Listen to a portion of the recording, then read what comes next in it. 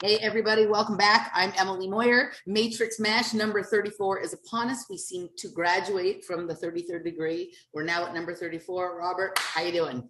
I'm good. I'm good. We're beyond the master level now. We're the upper degrees, the secret degrees. Yeah. Yes. Yeah.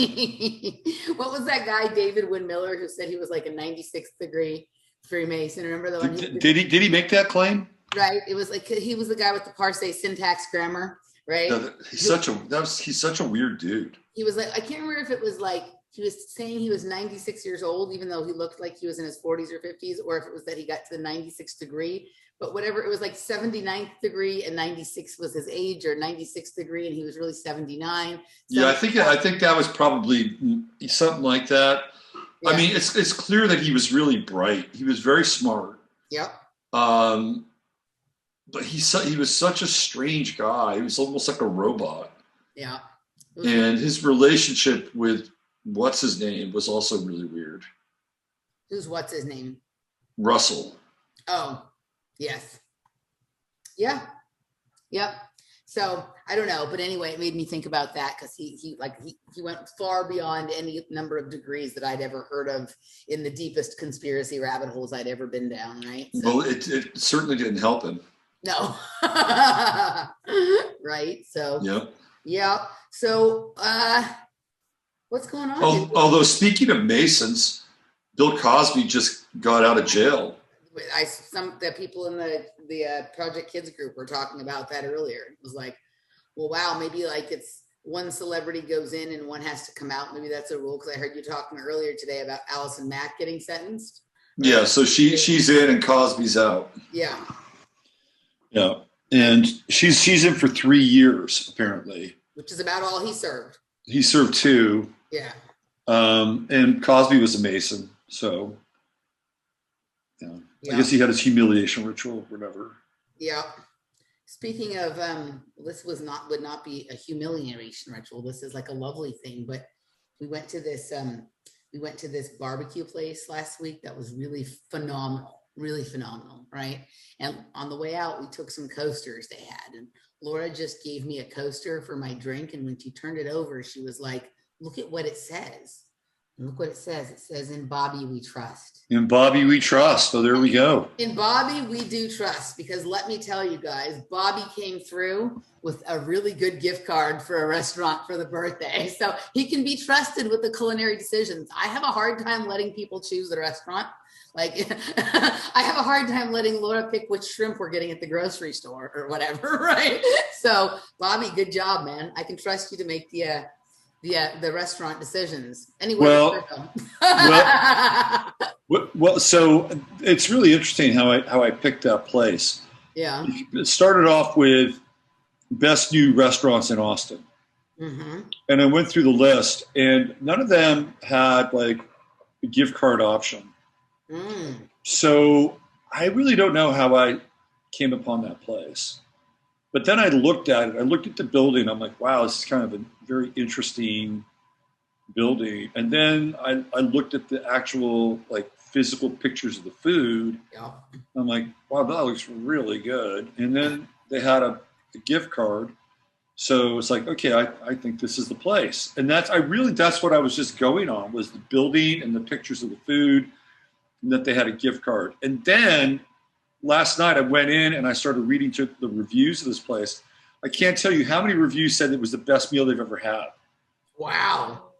Wow. Oh, I'm certainly excited. It's a place I've been wanting to go. And you were definitely just sort of sinking into the Emily vibe if you're thinking about buildings and doing food porn. Because when you're looking at pictures of food and you're looking at it and you're going, wow, that looks good, but you've already seen what that looks like, but you keep going to the next picture and the next picture of the same fucking dish because you want to see it again, right? Yeah. That's food porn. So if you're looking at buildings and being like, wow, that's a cool building, and doing food porn, like, then Emily's probably going to like what comes out on the other side of it. So. Right. And so the place is called Commodore. Yeah. And apparently they're known for their bone marrow tacos. Yep. Because almost everybody mentioned the bone marrow tacos. Yep. In the review. They have this dish there called Cotote, or it's Huitlacoche. It's like a fungus that grows on corn. It's like mushrooms that grow on. Yeah. Corn. Yeah. I tried it one time. It's good. It wasn't my thing. Yeah. We had the Huichacotle.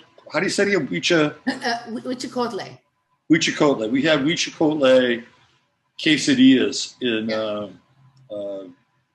Laredo. Yeah. And it was, I don't know, it was a little, it was one of those things where I kept eating it to see if I liked it. Like I wasn't like completely turned off by it, but I kept seeing like if I really liked it. It was, I said, I probably don't like this. But it's a fungus. It's a fungus that grows on corn, like the corn silk. Yep. And then they harvest the stuff, and it's a delicacy. So we went to, I'm looking forward to going. And if the bone marrow tacos are the best meal I've ever had, then we'll have to make sure to revisit. And we can test out once again whether or not you like Huitlacoche, because my guess would be that the Huitlacoche here would probably be better than one in Laredo. Yeah, well, I would say it probably has a better shot. Yeah. So, just in case everybody didn't know, welcome to Robert and I's new food show. Now I'm going to tell you. We probably would get more views if we just did food reviews. Food reviews and cat videos. If we did that and stopped trying to go down these rabbit holes, we'd probably have way better ratings.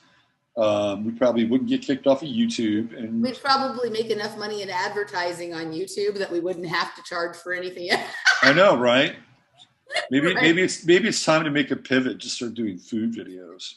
Right. So Laura took me to a great restaurant for dinner last night called Laundrette, which is like in the east side of Austin. And I've been there. So good, isn't it? It's really good. It's really good. And everything was delicious. Oh, by the way, I forgot to tell you, you'll love this. I saw the waiter from the restaurant when I was out exercising today on the trail. Right. So like, that's pretty coincidental that the very next day. Right. And we made eye contact. He's like, oh my God, hi. So that was kind of interesting. I've never been there before. I don't know the waiter. But everything was delicious. But the two things really stood out to me. Right. So the appetizer we had, it was like a burrata cheese appetizer, which they have that everywhere. It's like, right. This is the most unique one I've ever had. It was the pieces of burrata were served over this peach agrodolce, which is kind of like how would you describe the agrodolce? It's sort of like a peach reduction sauce that becomes kind of like a paste. And then there was some almond crunch and some basil. And it was on really nice bread. So I spread the peach stuff, and there was some whole pieces of peach in there and the nut stuff on there. And then I put the piece of burrata and kind of spread it out, and I ate it. And what it tasted like is like, for people who, most people, my guess would be most of our audience was either raised by their mother or by their parents together, but I was raised by my father. And sometimes dad makes some different choices than moms. Like moms generally like know what they have in the refrigerator, like, and they have all the lunches organized for school. He was a little less organized. And so sometimes he'd go to make me a peanut butter and jelly sandwich, and shit, he was out of peanut butter. So he'd put cream cheese on instead. Right. And I was like, oh, fuck, cream cheese jelly sandwich. And I actually liked it, but I liked to give him a hard time about it. And we usually had challah bread, because he liked the Jewish challah bread and whatever. So it would be like cream cheese and jelly on the challah bread. And this tasted like a really sophisticated version of that. So wow. It was delicious. And it also did the nostalgia thing that food can so often do, where it tasted like something your mother made or your grandmother. But this took me back to like when my dad, maybe made a mistake about lunch, but it turned out okay. Right. So that was delicious. And then for dessert, they had something called, that I was food porning on for weeks, called a birthday cake ice cream sandwich. Right. And they only have it at dinner. It isn't about whether it's your birthday or not, even though it was my birthday. That's not why they have it on the regular dinner menu. So it was an ice cream sandwich, but instead of being made with cookies, it was in the classic ice cream sandwich shape, right? Like the sort of rectangle. It was a little smaller than a usual one, but instead of being made from cookies, it was from cookie dough. So they take the cookie dough and they like freeze it flat and then cut it into the squares and then put the ice cream between it and freeze it again. So it was like a cookie dough ice cream sandwich. It was so good. It was It was wonderful. Wow. Well, you're on a food roll now. I'm on a food roll, and I got a lot of gift cards for food for birthday, and someone we went to a bar afterwards, and somebody bought me some more fancy cookies that are like the biggest, craziest fanciest looking cookies I've ever seen. But yeah, so I have more sweets than I know what to do with. But the restaurant was great, and that's awesome that you've been there, and it is really good. It is good. Well, people know what you like. That's a good thing. So they get to send you. And while we're here, I just wanted to say that I wanted to thank everybody for I got so many messages, texts, Facebook messages, emails, patron messages, presents, gifts from people. Like, I have never felt more well loved and appreciated ever in my life than I really felt yesterday. So thank you to everybody. Like, it was just, I have never quite had a birthday like that. There was no big party or anything. I've had lots of big parties before, but just even my mom's husband, my mom has dementia, so she doesn't hardly even know who I am anymore. And for the last several years, she hasn't called on my birthday, and her husband doesn't remember to have her do it. But even yesterday, he remembered to have her call, right? So everybody called, and I got so many well wishes. So it really was very heartwarming for me. So thank you. I really appreciate it, everybody. That's great. Birthday. Yeah. It was a great birthday. Yeah, and now that the food show is, that's what we should do, is we should just make a food segment in the beginning and have that be like the link to the show that'll be about the rabbit hole stuff somewhere else. Oh, I like that. Own content that we could, maybe we should do that. Maybe we should do that. I like that idea. Let's explore that. We should just do it with this show. Let's start with this one. But since In Bobby We Trust was from that, you have to go to La Barbecue over on Cesar Chavez. They're not mask Nazis there, like our Franklin. Like Franklin they're still not open. Franklin is not reopening from COVID till September 1st. Yeah, that guy's a little weird, man. He's a little weird. But I like this place better anyway. It's a little bit more like Franklin, even though it's like really supposed to be. He has another restaurant that he has with someone else that they have some of the barbecue at. So I've had the food and it is good, but I kind of like La Barbecue better, man. It's the best brisket I've ever had. And it's thick and peppery and moist and delicious. Everything was great. And it's fun to wait in line there because they give you free beer while you're waiting in line. And the people in line are cool. And I don't know, that's a spot you got to try next time. But now because of this, you especially got to try it, dude. Okay, on the list. It's on the list. Maybe they can become a sponsor of our new food show. Yeah. Have you been? Okay, we're going to move on here. But have you ever been to Barley Swine? No, I haven't been to Barley Swine, but that's like up like on the Burnett area. I have seen that. So Barley Swine used to be on South Lamar before they got kicked out of that location because the owner of the building wanted to do something different. The meal I had at Barley Swine probably ranks as one of the best meals I ever had. All right, I've looked at it a couple of times, but we haven't been. I've looked at the menu, but we haven't been there yet. So if you're gonna go, just go all the way. And spend like $300, $400 and get their, 12 course menu. Because it's not just about the food, it's about the pairings. And they bring out different things to drink with the food and everything. And it's just incredible. Really. All right. We'll put it on our list.